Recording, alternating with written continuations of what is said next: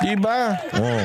Kaya tingnan natin mga bossing, etong balitang ito ng pagkikita-kita ng mga Duterte sa Davao na sigurado akong lalabas na naman. Ang kanilang mga luha dahil decades. Alam nyo naman uy, may usap-usapan. Oo, may usap-usapan Si Migs Nograles tatakbo daw mayor sa Davao. Oo, at sana lang, 'di ba? Gusto niyong tumakbo si Baste sa Senado. Ito, magkausap-usap na tayo ngayon. Kumbinsin na natin si Baste. Kung gusto niyo si Basteng tumakbo sa Senado, gusto nyo? Kumbinsin natin si PRD na tumakbong mayor para si Baste tumakbo sa Senador.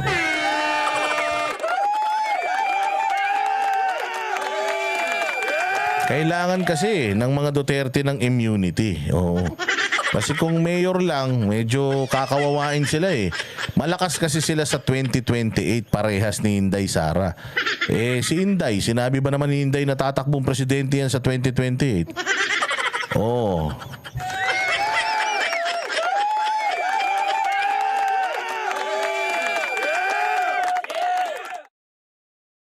Ayun na. Tatakbo. Ayan. Wait.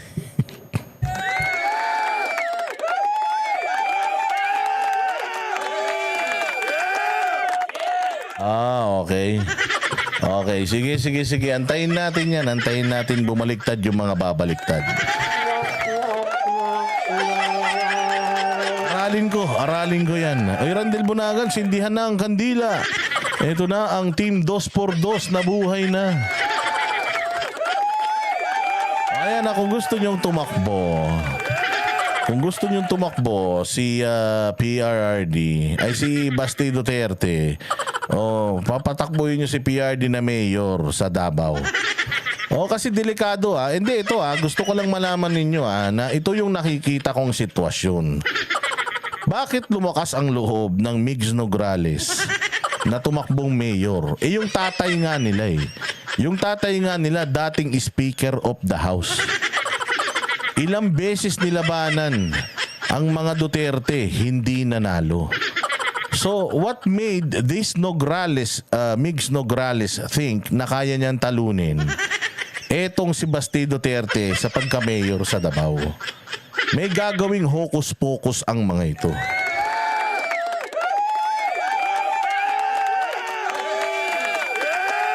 May gagawing hocus-pocus ang mga ito.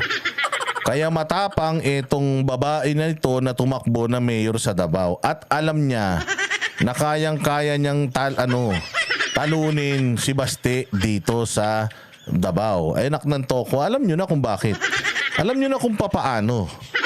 Ngayon, hindi natin sinasabi na mahina si Baste. Ito aking opinion lang Hindi ko sinasabing mahina si Baste. Malakas siyempre, Duterte yan Kaya lang, iba kapag ang kalaban mo kawatan.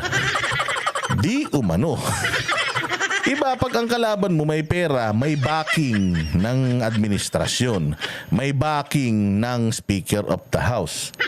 At lalong-lalo na may backing noong mga kaibigan ni Kati Binag.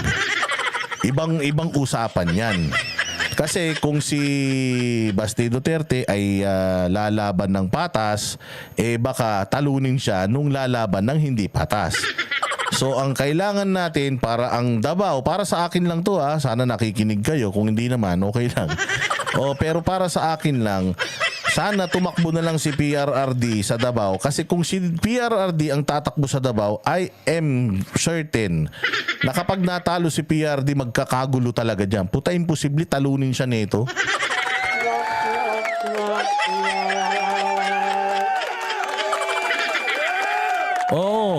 So kung ako lang sa kanila, kung gusto nila ng assurance na that Davao City will not fall under the hand of someone that is friends with the former friends of Kati Binag, dun tayo sa sure win. Kung sure win ang gusto natin, PRRD, patakbuhin na natin.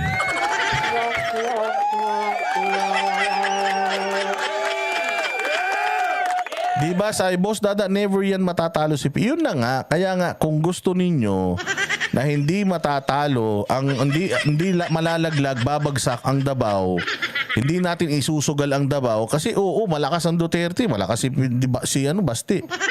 Kaya lang, iba rin yung lakas nung kalaban niya. Kasi yung lakas nung kalaban niya may pagkasatanas. Pagka may pagkasatanas, delikado yan. Kung ikaw malinis ka, laging lamang yung mga kontrabida. O lalo na, napakadami ng pera nila. O paano na, hindi ba? So baka mamaya niyan, masyado tayong relax, kayang-kaya ni Basti yan. Sabay, boom! Utang ina, napunta sa ibang Davao. Maniwala kayo, kawawang mga Duterte dyan.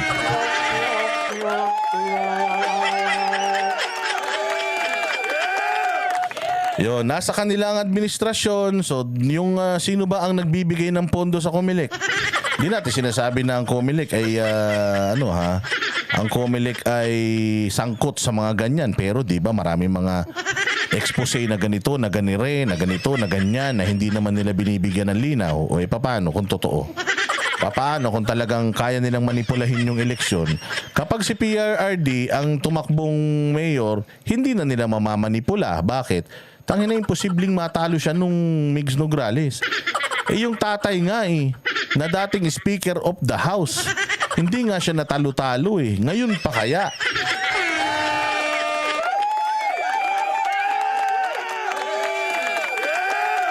Oh, ayun yan. No? Hindi, yun ay akin lang. Kaya nga, kung gusto nyo si Baste, maging senador. Ano yun natin? Patakbuhin natin si PRD. Meron na lang tayo 5 araw, Diyos mio. Kasi hanggang 8 na lang yung filing ng COC. And hindi na po pwede ngayon yung substitute Hindi na pwede ngayon yung substitute. So we still have 5 days to convince. Pero kung hindi man natin makumbinse, tingnan natin kung ano yung tutulungan natin at i-expose natin yung mga balak na kahayupan nitong mga kawatan sa kapangyarihan.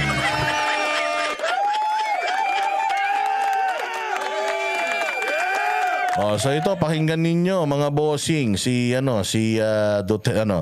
itong pagkikita ng 4 na mga Duterte na pag-asa ng bayan. Kaya nga sa thumbnail ko nakalagay ang mga pag-asa ng bayan, the second coming of the Dutertes. It's lovelier the second time around. Ito, tingnan natin tong balitan to.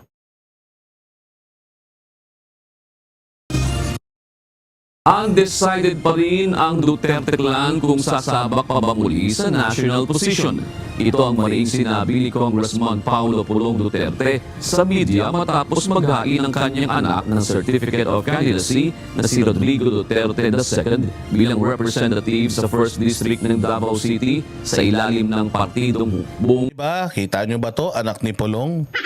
Duterte na yan. Pero anong tinakbuhan? Konsehal lang. Pero pwede na tong tumakbo sa mas mataas na posisyon. Magaling daw to pero bakit hindi tumakbo sa mataas na posisyon? Hindi sila ganid sa kapangyarihan. Hindi sila yung parang katulad nung iba na magiging sunod-sunuran.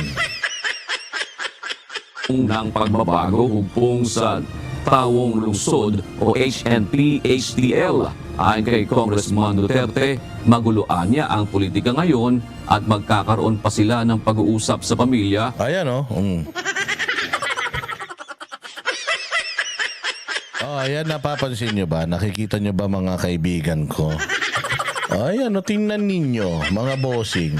Yung 4 na mga Duterte. Si Tatay Digong parang tinakpan pa yung niya. Tatay Digong parang nakabrief ka lang dyan parang nakabrief ka lang, nakakulambu ka pa. Antindi yung damit mo.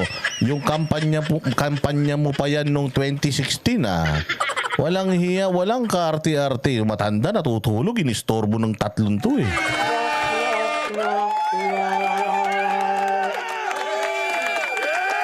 diba? Oo delikado to. PRD. Baka mamaya kakabunot lang niya ni PRD, inistorbo nyo na. Pero kita mo kung gaano ka-powerful itong picture na to. Itong picture na to kahit na walang sulat, pucha. Buong Pilipinas ang nag-aalala. O dahil sa tuwing mag-uusap-usap ang mga ito, may mga nalalaglag na bunga.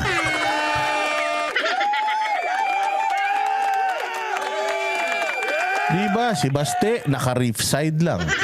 Si Inday Sara, nakaputing t-shirt lang. Si Pulong, saktong saktong polo shirt lang, wala pang tatak. Ay may mga triple black na mga lakos eh. Baka nakalakos. Si Pulong mayaman yan. Oo, mayaman yan si Pulong. Talagang yan, negosyante yan. Magaling daw talaga yan sa pagninegosyo. Pero lahat ng negosyo niyan, legit. Pero itong tatay nila, mantakin mo dating presidente. Walang hiya yung so hindi nyo mambilan ng mga Gucci ng pantulog yan.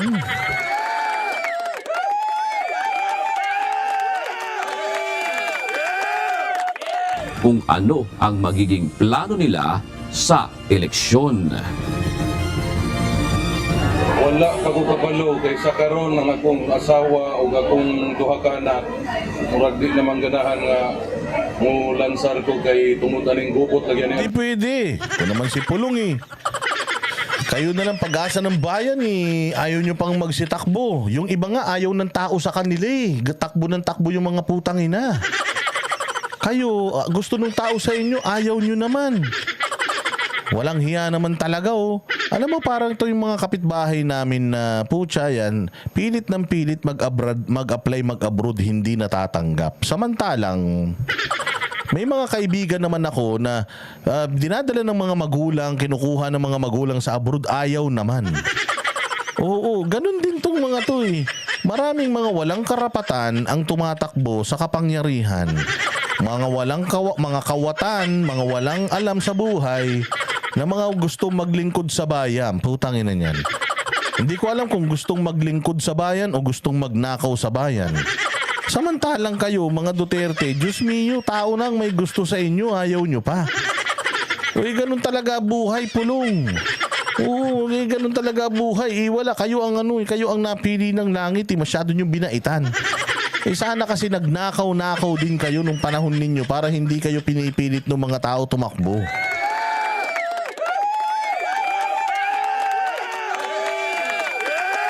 So parang sinasabi ni Pulong, magulo daw kasi dahil galit ang administrasyon sa mga Duterte. Ayaw ng pamilya ko na tumakbo ako. Oy, kaya lang kailangan kayo ng sambayan ng Pilipino, yung tapang ninyo, yung pagmamalasakit ninyo, yung inyong malinis na na mga record at kaluluwa. Kailangan ng Pilipinas yan eh. Kung hindi pa kayo tatakbo, putangin na puro magnanakaw na yung nasa gobyerno, wala na. Pucha yan, mag-apply na tayo ng residency sa ibang bansa.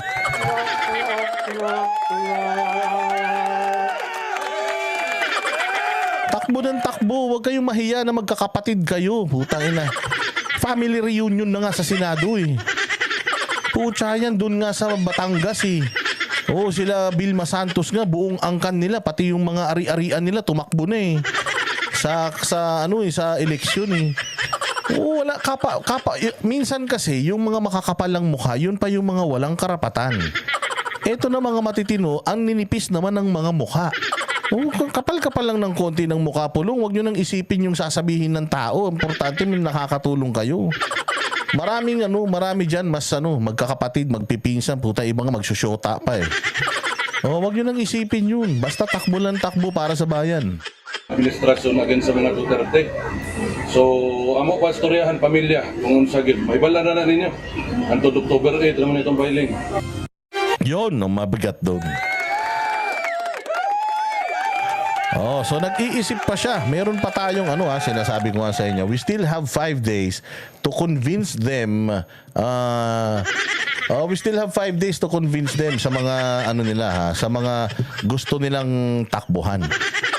At gusto natin na takbuhan nila. So, let us just hope and pray na itong mga Duterte na ito ay alam mo na, topakin at magsitakbo talaga sa matataas na posisyon, no? Matataas na posisyon.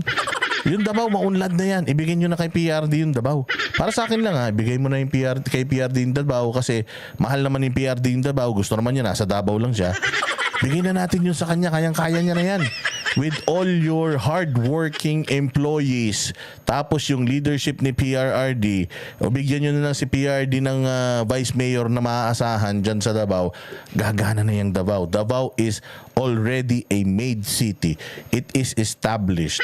Oo, kailangan natin mabigyan kayo ng mga ng mga immunity. Kaya at dahil sigurado target kayo ng mga politiko sa 2028. Kaya pumunta kayo sa Senado, magkaroon kayo ng immunity.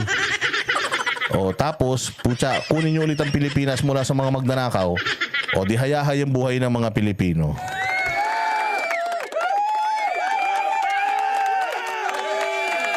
Oh, ito ang sinasabi nga ni Pasal Panelo dito pagka-alkalde ng Davao at pagka-senador, pinagpipili ang takbuhan ni PRD sa 2025 elections. Tingnan nga natin itong balitang to. Pasok.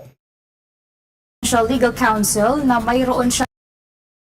Inihayag ni dating Chief Presidential Legal Counsel na mayroon siyang 2 posisyon na nais takbuhan ni dating Pangulong Rodrigo Duterte sa 2025 midterm elections. Kung ano ito ating alamin sa report ni Almar Farsuelo. Bago pa magsimula ang paghahain ng Certificate of Candidacy o COC, araw ng Martes ay una nang hinikayat ni dating Chief Presidential Legal Counsel Attorney Salvador Panelo si dating Pangulong Rodrigo Duterte na tumakbo sa darating na 2025 midterm elections. Ayon kay Panelo, mahalaga na mayroon itong posisyon sa pamahalaan lalo't kaliwat kanan ng ginagawang pag-atake sa kanya. Kabilang sa kanyang naunang payo sa dating Pangulo ay tumakbo bilang alkalde ng Davao City. Pero dahil mas naging mabigat ang pag-atake sa kanya ngayon, payo ni Panelo kay Duterte. Ang aking payo po kasi, tumakbo siya ng alkalde. Yan ang una kong payo sa kanya. Matagal ko na sinabi sa kanya. Kailangan tumakbo ka ako ng mayor ng Davao City. Noon yun, yung mga sinasabi ko. But nung sunod-sunod na pang-aapi ang natatanggap nila, sabi ko sa kanya the other week, tumakbo kayo senador. Kasi gusto ko kayo ni Inday, sana, tumakbong presidente at vice-president 2028. Sabi niya, bakit senador? Gusto ko nga, kongresista Dahil gusto kong turuan itong mga nayayamot ako pag nanonood ako. Parang walang alam mo nga ito. Paliwanag pa ni Panelo, kung tatakbong senador ang dating Pangulo, ay dito anya makikita kung matutuloy ang Duterte-Duterte tandem sa 2028 national election. Pag tumakbo ka kasing senador, magiging barometro mo yon, magiging measurement mo kung ikaw ay nasa taas pa ng popularidad. Pag ikaw ay nag-number 1, 2, 3, ibig sabihin, nandun pa rin ang pagtanggap sa'yo ng taong bayan. At ituloy mo ang pagtakbo mo Vice Presidente sa 2028. Pero kung mananalo ka nga, number 8, 9, 10, 11, 12 ka, kalimutan mo ng pagtakbo mo. Pero kung hindi ito tutuloy sa pagkasenador si FPRD, mas magandang si Digong ang mayor para pag tumakbo siya ng Vice Presidente, pag siya ay nag-resign, o di si Baste pa rin ang mayor. Sa ngayon, sinabi ni Panelo ng pagkaalkalde. Ang ganda. Ang ganda yung analysis ni Ang ganda yung analysis ni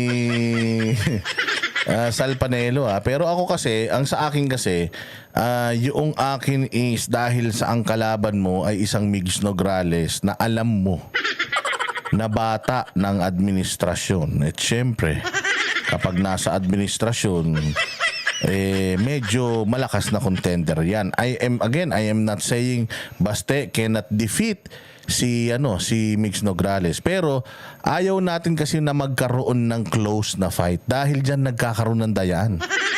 Kapag close ang fight sa local government, diyan nagkakaroon ng dayaan. Minsan nga nagtotoss coin pa diyan 'Di ba? Kaya gusto natin decisive. Mali. Deciding na pagkapanalo yung kailangan natin as much as possible, landslide. Kung gusto natin ng landslide, para yung Nograles, mawala na rin sa Kongreso yan. Yung Migs Nograles, so di ba, di makahinga man lang tayo, yan ang nagpatanggal ng prangkisa ng Seminay. Yan ang isa sa mga binigyan nila ng break dati para makilala Tinulungan ng Davao para manalo sila Tapos sila pa yung mga bumabatikos ngayon sa mga Duterte. So, ayaw natin na mapunta ang Davao. Napakaganda ng Davao. Ayaw natin na mapunta ito sa mga lahing mga mga ewan, no? Gusto natin manatili yung Davao sa sa mga tamang tao para naman, 'di ba? Para naman dire-diretso ang progreso. Di yan mananalo si Nograles. Alam na ng Davao yan. Ayun na nga, nandoon na nga tayo. Yun ang gusto nyo. Paano nga kung hinukus-pokus nila kasi konti lang yun lamang. Paano kung ganun, di ba? Kaya nga gusto natin, kung gusto natin ng sure win, kumbaga, kaya nga ang ang Team USA pinagsasama-sama nila lahat ng pinakamagagaling na player nila Pag dinambakan nga nila yung mga kalaban nila, milya-milya yung layo Kasi nga gusto nila na kasi nga pagkadikit ang laban, mas delikado. May pwede kang manalo, pwede kang matalo. Pag malayong-malayo yung agwat, di yung mga bangko mo pwede mo nang gamitin, di ba?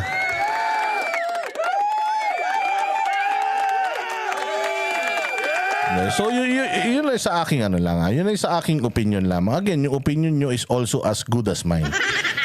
Pero yun lang sa akin. Kung gusto ng sure talaga, PRD. Pero kung si Baste, okay lang din naman. Kayang-kaya niyang talunin yung mga Nograles. Basta, sisiguraduhin yung mga taga Davao, ilalaglag nyo talaga yung Nograles. As in, kailangan milya-milya ang layo. Dahil kung dikit, delicate yan. Kayang-kayang dayain yan. Ilang beses nang nadaya ang natin, eleksyon.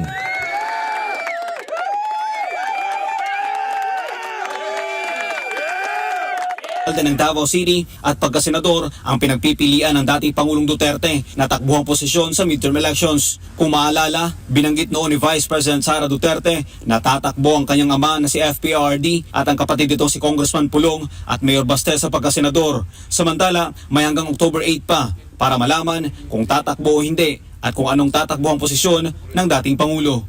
Para sa Diyos sa Pilipinas kung mahal Almar. Ayun, palakpakan. Ngayon ko lang nakita to actually, itong balitang to. Ngayon ko lang talaga to nakita. And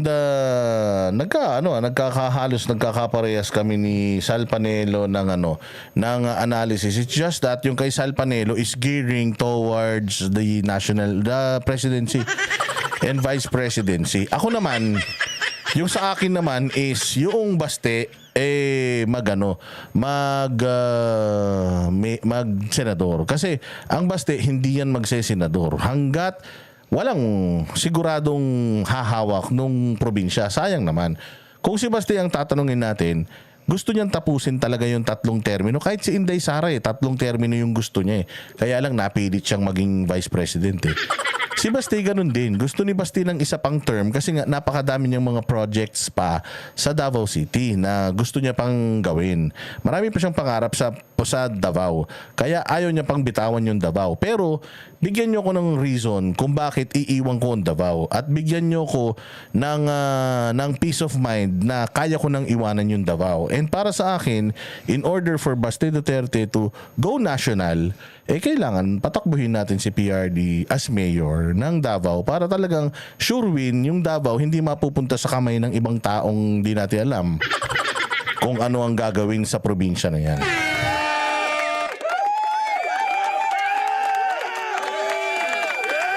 Do you agree with me? Do you agree with me? Baka hindi naman kayo nag-agree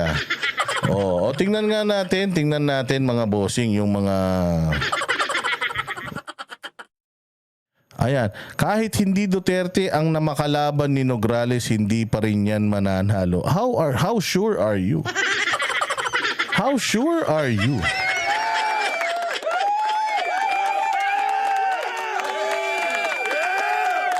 Hindi tayo sigurado, bilog ang bola, kaya nga may eleksyon kasi IRAM TV, kung sinasabi mo na yan ng mga Nograles talagang walang panalo, hindi magdadalawang isip na tumakbo yan. Iwanan yung party list niya.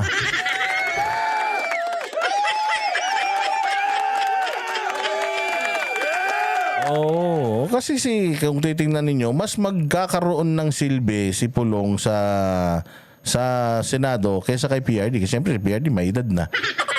Siyempre kung inaabot ng gabi yung mga session dyan. Pag inaabot ng gabi yung mga session, mga bossing, nako po. Delikado. Pag inaabot ng gabi yung mga session, matanda na si PRD. Si Basti batang-bata pa kayang-kaya niya yan.